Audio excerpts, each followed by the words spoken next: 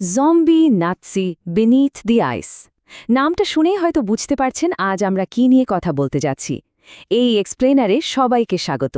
Science fiction, অদ্ভুত সব বৈজ্ঞানিক অভিযান আর হাড়হিম করা অ্যাকশনের এমন একটা ক্রেজি মিক্সচার এখানে আছে যা সত্যিই ভাবায়। চলুন আর দেরি না করে সরাসরি এই বরফের নিচে রহস্যে ঝাঁপ দেওয়া যাক আর দেখি কিভাবে একটা রুটিন অভিযান পুরো পৃথিবীর জন্য একটা বিশাল হুমকিতে রূপ নেয়। শুরুতেই একটা বিরাট প্রশ্ন আমাদের মাথায় আসে। অ্যান্টার্কটিকার মতো চরম বৈরী একটা পরিবেশ, তার ওপর ৮০ মিলিয়ন বছরের পুরনো বরফ, আর ঠিক তার ৫০ ফুট নিচেই বা এমন কি থাকতে পারে যা -8 মাত্রার একটা বিশাল সিসমিক ইভেন্ট বা ভূমিকম্প ঘটাতে পারে। বুঝতেই পারছেন, এটা কিন্তু যেমন তেমন কোনো সাধারণ ভূমিকম্প নয়। মাটির নিচে এমন কিছুর অস্তিত্বের ইঙ্গিত দিচ্ছে যা আমাদের কল্পনারও একেবারে বাইরে। তো শুরু করা যাক আমাদের প্রথম পর্ব, অ্যান্টার্কটিকায় রহস্যময়ী আলোড়ন। গল্পের একেবারে শুরুতেই কিন্তু একটা বেশ ডার্ক টোন সেট করে দেওয়া হয়। স্ক্রিনে যেটা দেখতে পাচ্ছেন ভিব্রিও ভ্যালনিফিকাস, সোজা কথায় একটা ভয়ঙ্কর দ্রুত ছড়িয়ে পড়া মাংসখেকো ব্যাকটেরিয়া। বিজ্ঞানীরা যখন এই জিনিসটা আবিষ্কার করেন তখনই আসলে একটা সিগন্যাল পাওয়া যায় যে পরিস্থিতি কতটা মারাত্মক রূপ নিতে চলেছে। মানে লিটারেলি মুহূর্তের মধ্যে সবকিছু শেষ করে দেওয়ার ক্ষমতা রাখে এটা। আর এই সংখ্যাটা একবার খেয়াল করুন, ৮ কোটি বা ৮০ মিলিয়ন বছর। এই বিশাল নাম্বারটা আসলে বোঝায় যে গবেষণা দলটি ঠিক কতটা আইসোলেটেড আর চরম একটা পরিবেশে কাজ করছে। এত প্রাচীন, এত পুরনো একটা বরফের স্তর খুঁড়ে প্রাগৈতিহাসিক জীবাণু বের করে আনার এই চেষ্টা থেকেই বোঝা যায় বিজ্ঞান ঠিক কতটা দূর যেতে পারে, আর একই সাথে জিনিসটা কতটা ডেঞ্জারাস হতে পারে। এরপর আমরা চলে যাচ্ছি দ্বিতীয় পর্বে, বরফের নিচের অদ্ভুত এক জগৎ। এই পর্যায়ে এসে প্লটটা একেবারেই ইম্পসিবল কিছু জিওলজিক্যাল বা ভূতাত্ত্বিক বিষয় আমাদের সামনে নিয়ে আসে। চিন্তা করুন, ভূপৃষ্ঠ থেকে প্রায় ৫০ ফুট নিচে সম্পূর্ণ স্বচ্ছ একটা বরফের স্তর, আর তার ভেতর দিয়ে পরিষ্কার দেখা যাচ্ছে নিচে একটা বিশাল নীল মহাসাগর। শুধু তাই না, সেখানে এমন একটা টানেল বা খাদ আছে যেখান থেকে রহস্যজনকভাবে বেশ গরম বাতাস উঠে আসছে। এত নিচে এই তাপের সোর্সটা আসলে কি? এটাই গল্পের সবচেয়ে বড় মিস্ট্রিগুলোর একটা। সবচেয়ে ইন্টারেস্টিং ব্যাপার হলো গল্পটা এই অদ্ভুত সেটিংটাকে খুব সুন্দরভাবে ঐতিহাসিক সিউডো সায়েন্স বা ছদ্মবিজ্ঞান আর কিছু পুরনো মিথের সাথে কানেক্ট করে দেয়। যেমন ধরুন, সেই বিখ্যাত ফাঁপা পৃথিবী বা হলো আর্থ থিওরির কথা তো অনেকেই শুনেছি, তাই না? ১৮ শতকের লেখকরা একে বলতেন আগার্থা।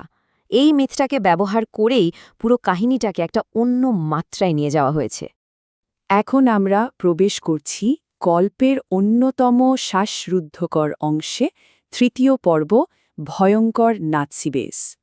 চলুন একবার এই টাইমলাইনটার দিকে চোখ বোলানো যাক, তাহলেই ক্লিয়ার হবে কিভাবে দ্বিতীয় বিশ্বযুদ্ধের একটা অভিযান আজকের দিনের একটা জলজন্ত দুঃস্বপ্নে পরিণত হল। হিটলার সেই সময় দক্ষিণ মেরুতে একটা গোপন সামরিক ঘাঁটি বানাতে আর ইউএফও নিয়ে রিসার্চ করার জন্য দল পাঠিয়েছিলেন। এরপর আজ থেকে ঠিক ১০ বছর আগে ডক্টর রাইস্টার্ড নামের এক বিজ্ঞানী সেখানে বন্দী হন, আর এখন বর্তমানে এসে নতুন বিজ্ঞানীদের দলটাকে ঠিক একই ফাঁদে ফেলা হচ্ছে। এখানে দুই পক্ষের একেবারে বিপরীত দুটো উদ্দেশ্য খুব স্পষ্টভাবে ফুটে উঠেছে। একদিকে আমাদের বিজ্ঞানীরা যারা লড়ছেন মেডিকেল রিসার্চের মাধ্যমে সাধারণ মানুষের জীবন বাঁচানোর জন্য, আর অন্যদিকে সেই আনডেড নাৎসি ভিলেনরা যারা কিনা মানুষের অঙ্গ প্রত্যঙ্গ পাচার করে একনায়কতন্ত্রের ওপর ভিত্তি করে একটা সম্পূর্ণ নতুন বিশ্ব ব্যবস্থা গড়ার ডার্ক ষড়যন্ত্রে মেতে আছে। এই উক্তিটা একবার শুনুন। যাকে বলা হয় অ্যাঞ্জেল অফ ডেথ, সেই ডক্টর মেঙ্গেলের এই হাড়হিম করা কথাটা ভিলেনদের নির্মম আর আনএথিক্যাল আইডিওলজিটাকে একেবারে পারফেক্টলি ডিফাইন করে। বিজ্ঞান যখন আবেগ এবং তথাকথিত নৈতিকতা থেকে মুক্ত হয়। তার মানে বুঝতে পারছেন, এদের মতে বিজ্ঞানকে এগিয়ে নিতে গেলে দয়া মায়া বা এথিক্সের কোনো জায়গাই নেই, জাস্ট জিরো হিউম্যানিটি। আর এই নির্মমতা প্রমাণই আমরা দেখব আমাদের চতুর্থ পর্বে, মৃত্যুর ভয়ঙ্কর পরীক্ষা নিরীক্ষা। এই জায়গাটা বেশ ট্রিকি। ভিলেনরা তাদের এই ভয়ঙ্কর এক্সপেরিমেন্টসগুলোকে জাস্টিফাই করার জন্য একদম রিয়েল লাইফ মেডিকেল টার্মিনোলজি ব্যবহার করেছে। এই যে স্ক্রিনে দেখছেন, অ্যালোজেনিক ট্রান্সপ্লান্টেশন, কর্টিকোস্টেরয়েডস, ক্যালসিনিউরিন ইনহিবিটার্স বা এমটর ইনহিবিটার্স, এই জটিল মেকানিজমগুলো কাজে লাগিয়ে তারা অঙ্গ প্রতিস্থাপনের বাধাগুলো পার হয়েছে আর দশকের পর দশক ধরে নিজেদের বাঁচিয়ে রেখেছে। সত্যি ব্রিলিয়েন্ট বা টেরিফাইং। প্লটের সবচেয়ে বড় টুইস্টগুলোর একটা হলো ডক্টর রাইস্ট্যাডের এই চরম বিশ্বাসঘাতকতা। নিজের ক্রনিক অস্টিওপোরোসিস রোগ সারাতে গিয়ে তিনি মানবতার সাথেই বেইমানি করে বসেন। তার শরীরের প্রায় 60% কঙ্কালতন্ত্র বা এন্ডোস্কেলেটন একটা অত্যন্ত শক্তিশালী মেটেরিয়াল দিয়ে রিপ্লেস করা হয়। আর এর বদলে ডিলটা কি ছিল জানেন? এই আন্ডারগ্রাউন্ড বেসে নিয়মিতভাবে তাজা জ্যান্ত মানুষ আর তাদের অঙ্গ-প্রত্যঙ্গ সাপ্লাই দেওয়া। Just unbelievable. এরপরই চলে আসে চূড়ান্ত ক্লাইম্যাক্স, পঞ্চম পর্ব, বিশ্বের ওপর জৈবিক হামলা। পুরো পৃথিবীতে বায়োলজিক্যাল ডমিনেশন বা জৈবিক আধিপত্য বিস্তারের জন্য ভিলেনদের এই মাস্টার প্ল্যানটা কিন্তু মারাত্মক গোছানো। গুনে গুনে 4টা ধাপ। প্রথমে নামিদামি গবেষকদের প্রলুব্ধ করে নিজেদের ডেরায় আনা। দ্বিতীয়ত তাদের শরীর থেকে তাজা অঙ্গ আর স্টেম সেল হারভেস্ট করা। তারপর সেই ভয়ঙ্কর মাংসখেকো ব্যাকটেরিয়াকে একটা মারণাস্ত্রের রূপ দেওয়া। আর ফাইনাল স্টেপ হল ইউএফও লঞ্চ করে পুরো পৃথিবী জুড়ে সেই ইনফেকশন ছড়িয়ে দেওয়া। একদম মাস্টারমাইন্ড লেভেলের ইভিল প্ল্যান। এবার একটু এই সিনেম্যাটিক কেয়স বা বিশৃঙ্খলার কথাটা ভাবুন। বরফের নিচ থেকে যখন হঠাৎ করে বিশাল সব ইউএফও আকাশে উঠতে শুরু করে আর আধুনিক সামরিক বাহিনী দেখে যে সেগুলোর গায়ে স্পষ্ট করে নাৎসি স্বস্তিকার চিহ্ন আঁকা, ঠিক তখনই এয়ারবেস কমান্ড থেকে এই নির্দেশটা আসে।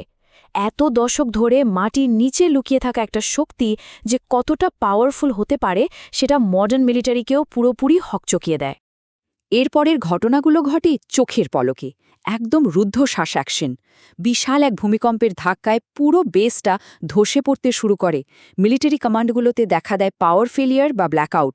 আর আমাদের বিজ্ঞানীরা কোনো রকম অস্ত্র ছাড়াই তারা মরিয়া হয়ে ফাইট ব্যাক করতে থাকেন। শেষমেশ নিজেদের জীবন বাঁচাতে শত্রুদেরই একটা জাহাজ, যাকে তারা বলছে রেটংস বোট বা লাইফ বোট, সেটা ব্যবহার করে পালানোর চেষ্টা করেন তারা। তো এই পুরো এক্সপ্লেনারের শেষে এসে একটা দারুণ চিন্তায় ফেলার মতো প্রশ্ন কিন্তু থেকেই যায়। এই যে বলা হয় ভালো মানুষ যখন নিশ্চুপ থাকে ঠিক তখনই খারাপ লোকেরা জয়ী হয়, এ কথা তো যদি সত্যি হয় তবে কে জানে আমাদের এই চেনা পৃথিবীর সাধারণ মাটির ঠিক নিচেই এমন আরও কত উদ্ভট, ভয়ঙ্কর আর কাল্পনিক ইতিহাস আবিষ্কারের অপেক্ষায় ওঁত পেতে বসে আছে। বৈজ্ঞানিক কৌতূহল আর ইতিহাসের ডার্ক মিস্ট্রি মিলে কিভাবে একটা মাস্টারপিস থ্রিলার তৈরি হতে পারে, এটাই তার সেরা প্রমাণ।